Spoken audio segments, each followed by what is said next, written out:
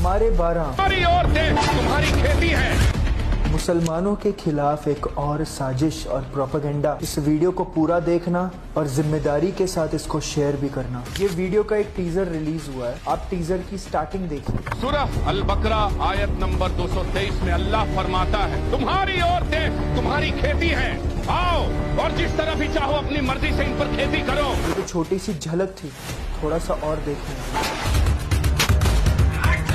औरत सिर्फ और सिर्फ अपने शौहर की फर्मा बरदारी के लिए पैदा की गई है। पहले तो इन लोगों ने हमारी कुरान की आयत का गलत तरीके से मतलब दिखाया है और इन लोगों को कोई हक नहीं बनता ऐसे रिलीजियस हेट फैलाने का। और दूसरी बात ये, इस टीजर में दिखाया गया है कि एक औरत अपने शौहर की फर्मा बरदारी के लिए ही पैदा की गई है, दूसरा उसका कोई काम नहीं है। बचपन से देख रहा हूँ मीडिया मूवीज में ये दिखाया जाता है कि मुसलमान मर्द के लिए औरत एक गुलाम है, उनको बस कैद करके अपने घर में रखा जाता है, ये दिखाया जाता है हमें। ये सच नहीं है। सच क्या है मैं बताऊंगा अभी आपको। 1400 साल पहले तक इस दुनिया में क्या होता था मैं आपको वो बताता हूँ। अभी फ्रांस में विच हंटिंग होती थी, औरतों को जलाया जाता था विच हंटिंग के नाम पे। हिंदुस्तान में सती प्रथा होती थी, औरतों को जलाया जाता था उनके मर्दों के साथ। जब वो शहीद होते थे उनके मर्द, उनको भी उनके साथ ही मार दिया जाता था, जला दिया जाता था। हिंदुस्तान में साउथ में औरतों से ब्रेस्ट टैक्स लिया जाता था, अगर उन्हें कपड़े पहनने हैं तो उनसे टैक्स लिया जाता था। गरीबों से अगर पैसे नहीं दे सकते हैं तो उन्हें बिना कपड़ों के घूमना पड़ता था। पूरी दुनिया में ज्यादातर औरतों को पैदा होते ही जमीन में गाड़ दिया जाता था। रोम में औरतें गुलामों की तरह ट्रीट की जाती थी, उन्हें खिलौनों के जैसे खेला जाता था उनके साथ।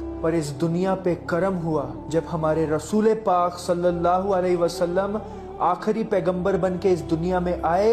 अल्लाह ताला की मदद से उन्होंने औरतों को सम्मान दिया, उन्होंने औरतों को जमीन में गाड़ने से बचाया, उन्होंने औरतों को जिंदगी दी। बहुत सारे इस्लाम के दुश्मन ये समझते हैं ना कि इस्लाम में औरतों का क्या मर्तबा है। सुनो, अभी इस्लाम में सबसे अच्छा इंसान वो है जो अपनी औरतों के साथ अच्छे से रहता है, अच्छे से उन्हें ट्रीट करता है, उनके सारे हकूक पूरे करता है, वो सबसे अच्छा आदमी है, मर्द है, मर्द। इस्लाम में कहा गया है अगर तुम्हारी पहली औलाद बेटी है तो तुम बहुत लकी हो, अल्लाह ताला तुम पे मेहरबान है। अगर तुम्हारे घर पे बेटी पैदा हुई है अल्लाह ताला तुमसे बहुत खुश है। पहली बेटी पैदा हुई खुश है, दूसरी बेटी पैदा हुई और खुश है, तीसरी पैदा हुई तो और ज्यादा खुश है। अल्लाह ताला खुश है तुमसे। कितनी बड़ी बात है एक मुसलमान के लिए अगर तुम्हारे घर पे बेटी पैदा हुई है। एक मुसलमान मर्द के लिए सबसे ज्यादा इम्पोर्टेंट इंसान उसकी लाइफ में आफ्टर रसूल अल्लाह सल्लल्लाहु अलैहि वसल्लम और अल्लाह सुब्हान व तआला कौन है?